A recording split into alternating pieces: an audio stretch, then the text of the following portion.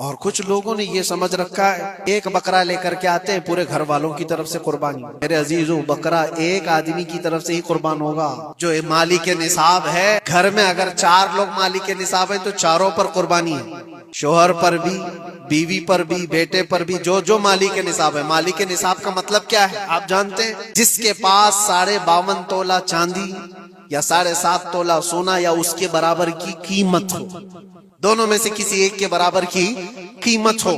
اور قربانی واجب ہونے کے لیے سال بھر پیسے ہونا ضروری نہیں، قربانی کے دنوں میں اگر وہ مالک نصاب ہوا تب بھی اس پر واجب. زکوٰۃ کا حکم الگ ہے، قربانی کا حکم الگ ہے.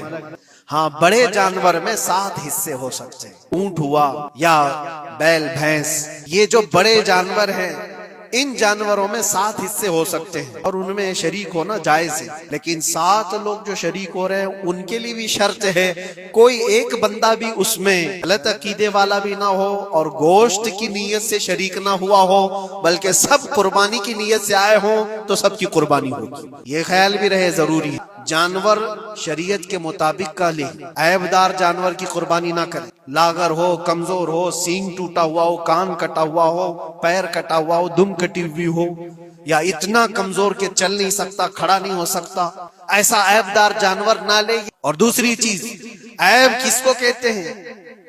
عیب کس کو؟ کان میں اگر سوراخ ہے تو وہ مکروہ ہے لیکن قربانی ہے اس کی. ہاں، سینگ اگر بچپن اس کے پیدائشی نہیں آئے تھے تو جائز ہے اس کی قربانی.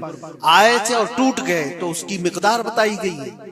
1/3 حصہ اگر ٹوٹا ہے تو اس وقت تک جائز ہے، اس سے زیادہ جڑ سے ٹوٹے ہوئے ہیں تو قربانی جائز نہیں. کوئی پیر پورا کٹا ہوا ہے، دم پوری کٹی ہوئی، یہ عیب میں آتا ہے. عیب دار جانور کی قربانی جائز نہیں کرے گا تو وہ گنہگار ہے. افضل کیا ہے؟ افضل تو یہ ہے کہ اللہ نے تم پر واجب کیا، تم جاؤ اپنے ہاتھ سے کرو، تم جاؤ، کیونکہ حدیث پاک میں ملتا ہے کہ تم اپنے ہاتھ سے قربانی کرو اگر طاقت رکھتے ہو. اس کے خون کا قطرہ گرنے سے پہلے تمہارے پچھلے سارے گناہ اللہ معاف فرمائے. یہ افضل ہے. یہ ساری باتیں تھی جو عید قربان سے ریلیٹڈ تھیں. اللہ کریم ہم سب کو اس کی رضا کے لیے قربانی کرنے کی توفیق عطا فرمائے.